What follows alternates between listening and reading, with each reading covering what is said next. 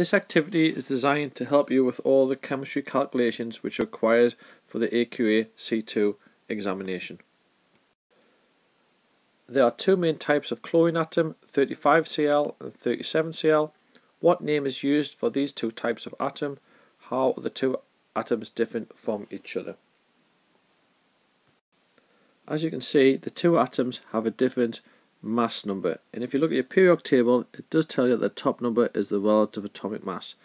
As both of them are chlorine, they therefore have the same number of protons, which is the bottom number, and for chlorine the bottom number is 17 down there.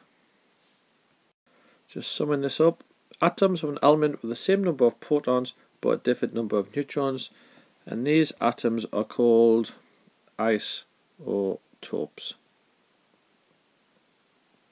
Just to recap, isotopes are elements with the same number of protons but a different number of neutrons. Isotopes will also have the same number of electrons.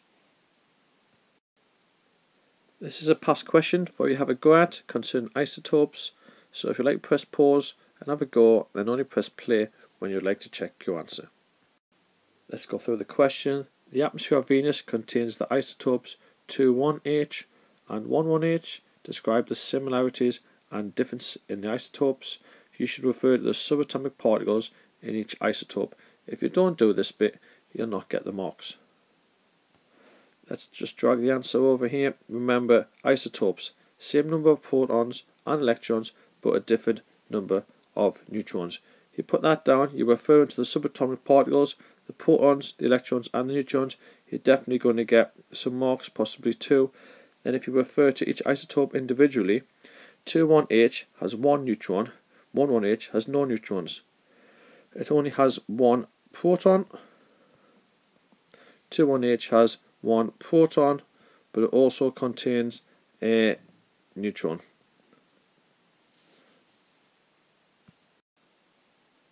Question 2. Hydrogen and iodine react to make hydrogen iodide. The equation for the reaction is shown below. What type of reaction is this? Well, that symbol doesn't stand for zero. This symbol actually means that the reaction is reversible, and that the forward reaction will produce hydrogen iodide and the reverse reaction will produce hydrogen and iodine. Question 3. What substance in foods can be detected by paper chromatography? I've put a bit of a clue at the top up here. All these different coloured sweets. So the answer being ink and food dye.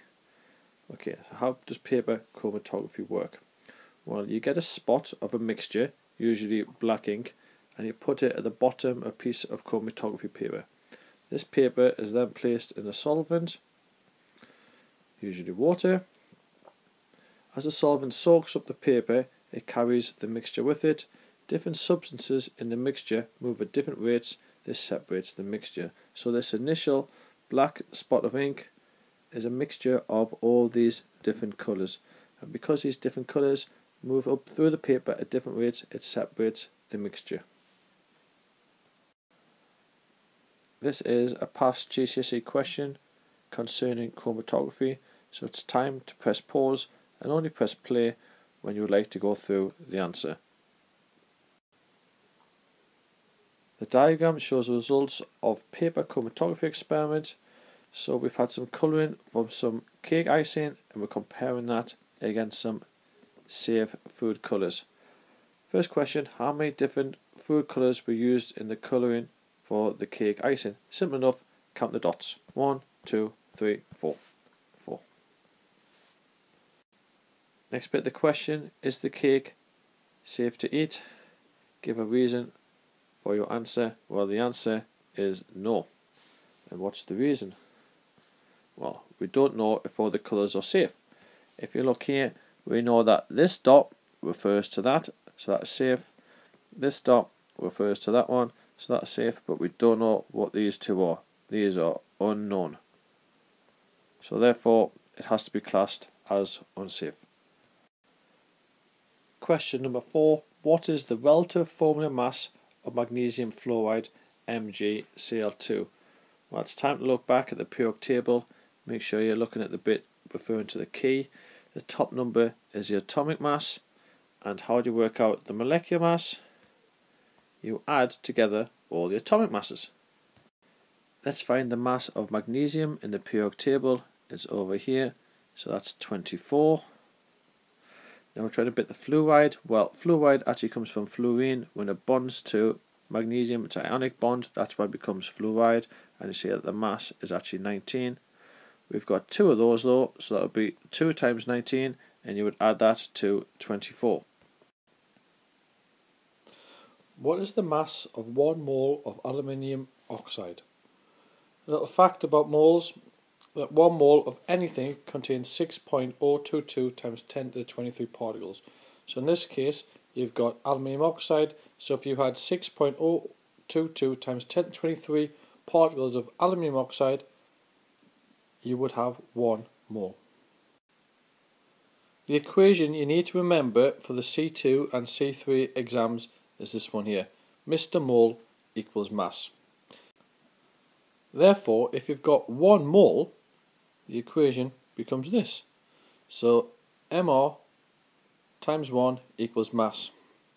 Right, what does Mr stand for? Mr stands for the molecular mass. Let me best handwriting there.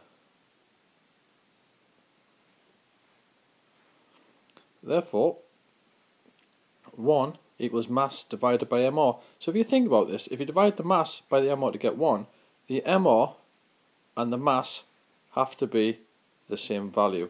So now we need to go back to the periodic table and work out the Mr of aluminium oxide.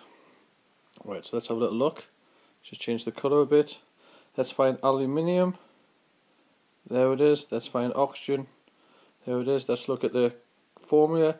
So we've got Al2, so we've got 27 times 2, and we've got oxygen, we've got 3 of those, and the mass of oxygen is 16. So 27 times 2 equals 54. 16 times 3 equals 48. Add those two numbers together and you end up with 102. So we'll just go back to the question. What is the mass of 1 mole? Well, the mass of 1 mole will be 102 grams. Make sure you put the G in there for grams.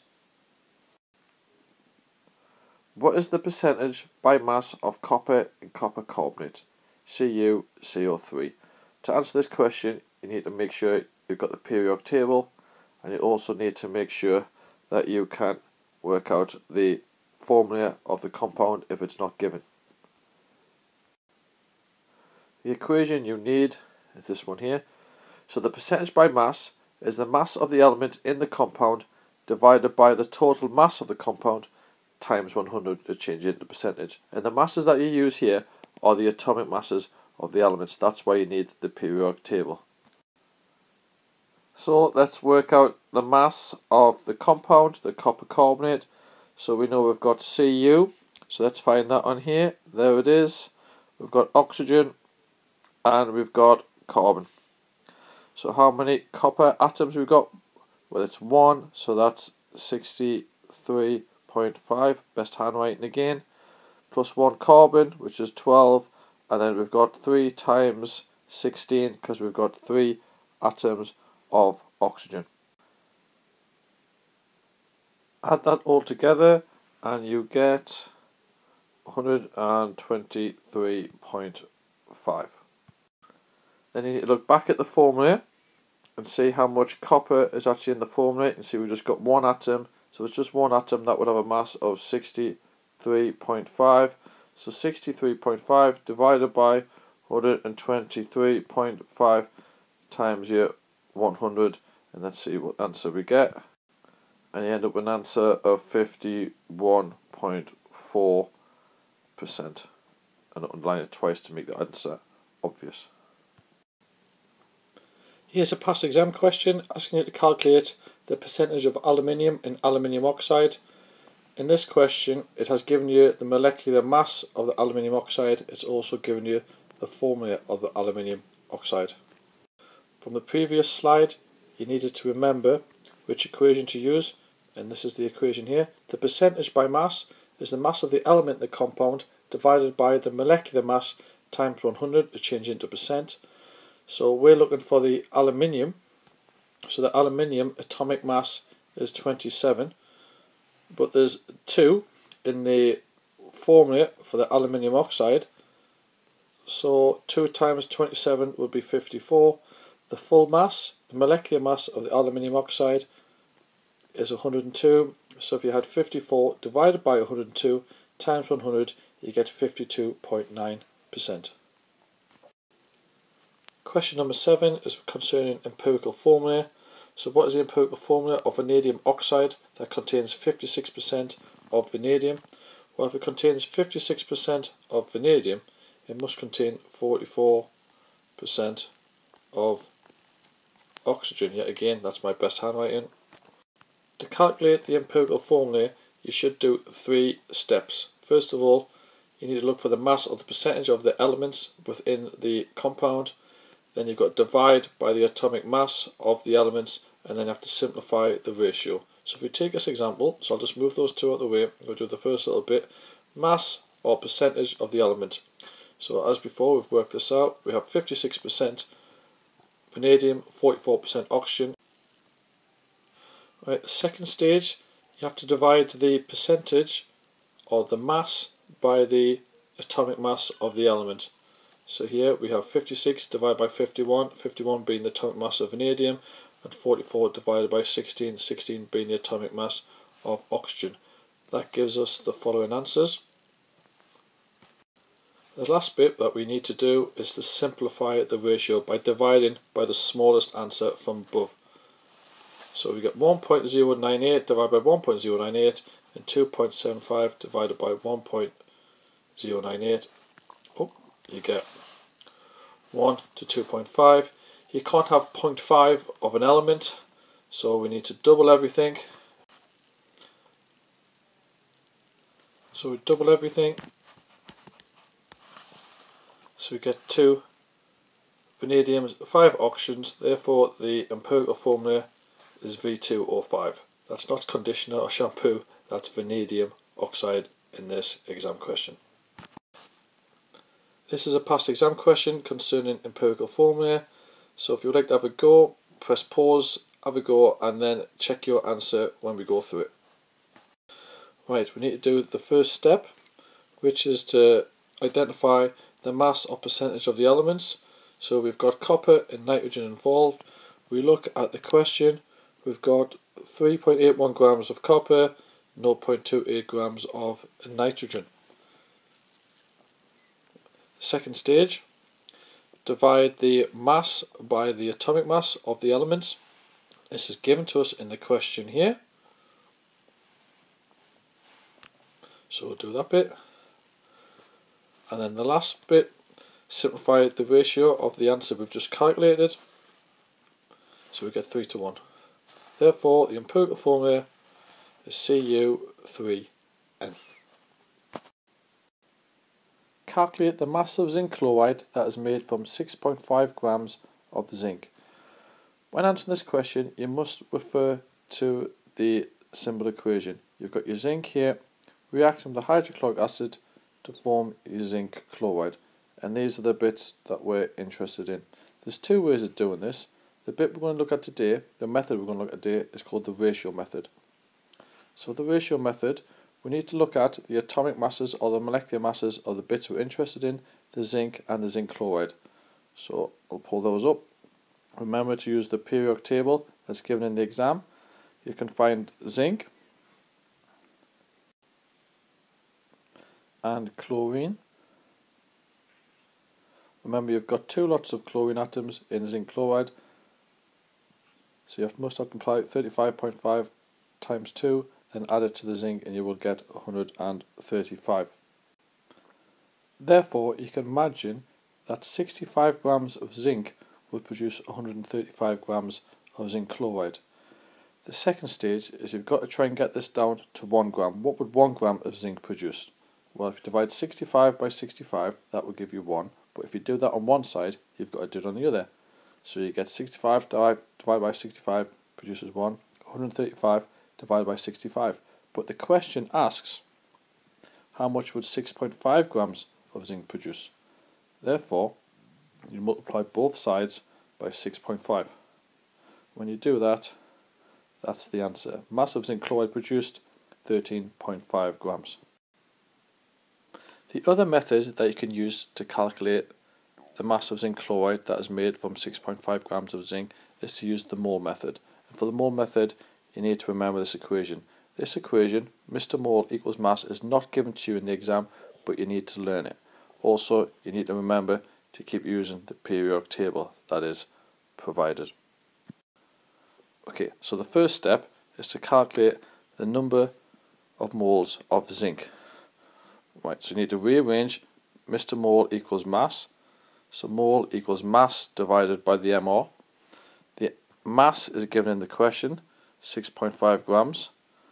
And the MR, or atomic mass in this case, of the zinc is found on the periodic table. And there it is, 65. So let's move that out of the way. So moles of zinc, 6.5 divided by 65 gives you 0.1. Okay, the next bit you have to do is look at the equation itself and look to see how many moles of zinc produce how many moles of zinc chloride. Well, as you can see, it's a 1-to-1 ratio. Therefore, if you had 1 mole of zinc producing 1 mole of zinc chloride, you would have 0.1 moles of zinc producing 0.1 moles of zinc chloride. If you put that back into Mr. Mole equals mass, calculating the MR of the zinc chloride, 136 times 0.1 equaling the mass there, 32.5 grams.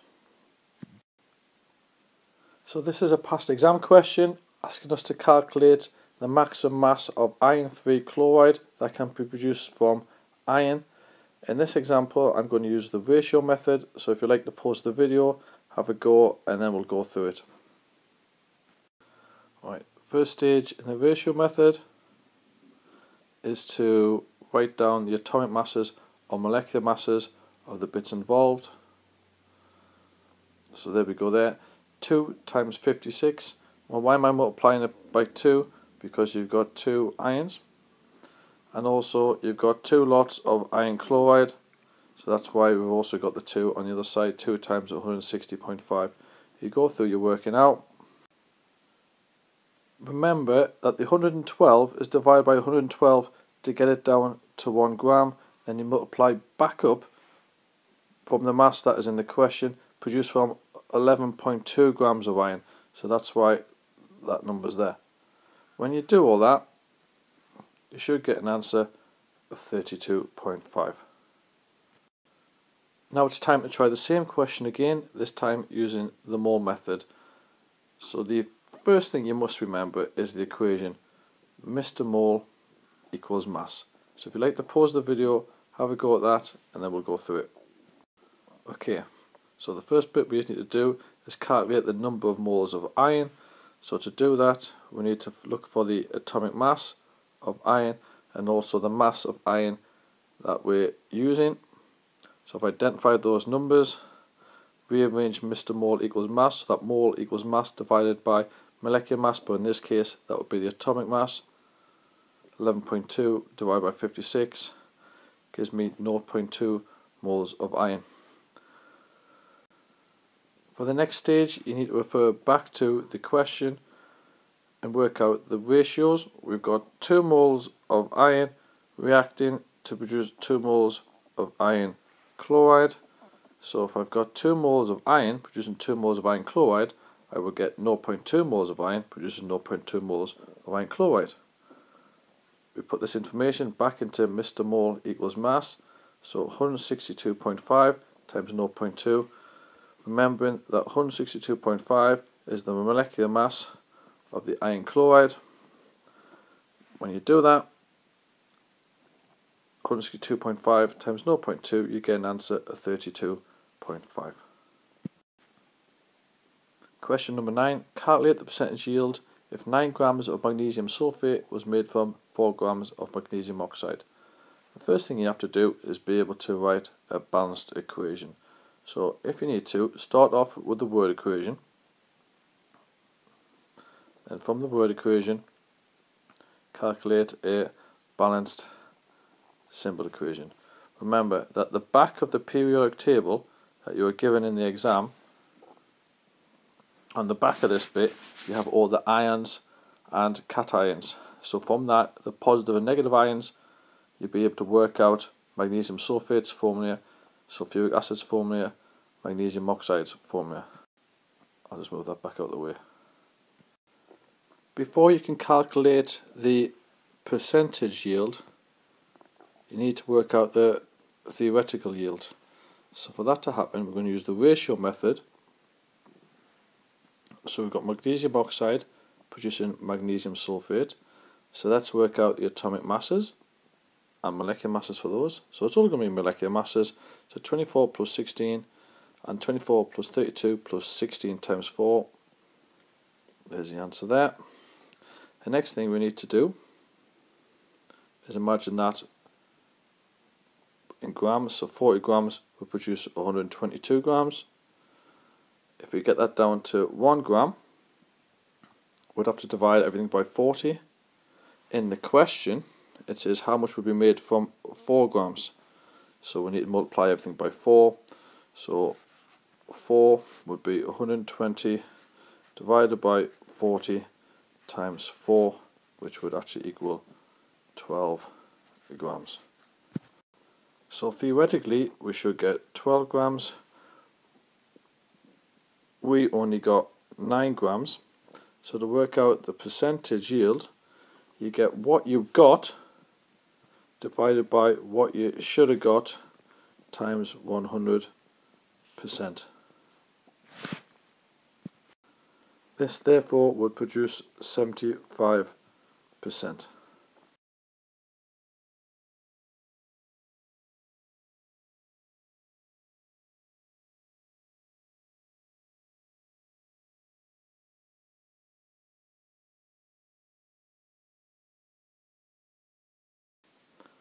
Percentage yield is calculated by dividing what you actually got doing the experiment divided by your theoretical value you should have got in the experiment times 100%, and that's this bit here. So 9 divided by 12 times 100 producing 75%. This is the same question as we've just done, but this time we're going to be using the mole method to calculate the percentage yield, remembering that we first must calculate the theoretical yield. So as before, you must make sure you use the periodic table to calculate the molecular masses. We've already done that in the last question, so I'll be a bit lazy and just write them down underneath. So that was 40 and that was 120. Another thing that we must remember when using the mole method is the equation. Mr. Mole equals mass. So we need to calculate the number of moles of magnesium oxide. Therefore, mole equals, best handwriting again, equals mass over molecular mass. So how much do we have in the question? We have 4 grams. Divide that by 40 and you'd get 0.1 moles. Let's now calculate the theoretical yield of magnesium sulfate being produced. So we use this equation again, and we also need to refer back to our balanced symbol equation and look for the ratio. We have 1 mole producing 1 mole, therefore we'd have 0.1 moles producing 0.1 moles. 0.1 moles of magnesium oxide producing 0.1 moles of magnesium sulfate. Put 0.1 back into Mr. Mole equals mass. So we know the MR is 120, so 120 times 0.1 will give us the answer, will give us our theoretical mass, and that would be 12 grams. Therefore, calculating the percentage yield, remember it's what you actually got in the experiment divided by what you should have got. So we had 9 divided by 12 times 100% gives me 75%. This slide is just summing up the final stage from the question 9 examples that we've done. It's just trying to get you to remember that the percentage yield is the actual yield divided by the theoretical yield. If you want to put that in other terms, what you got divided by what you should have got. Remember that we actually produced 9 grams, we should have got 12 grams. You times that by 100 and you end up with 75%. So our percentage yield was 75%. 25% was not produced. So this is a past GCSE exam question asking us to calculate the mass of nitrogen needed to make 6.8 tons of ammonia, and then the second bit is asking us to work out the percentage yield when we've got 4.2 tons of ammonia and we expect to make 6.8 tons of ammonia. So pause the video, have a go, and then I'll pop the answers on.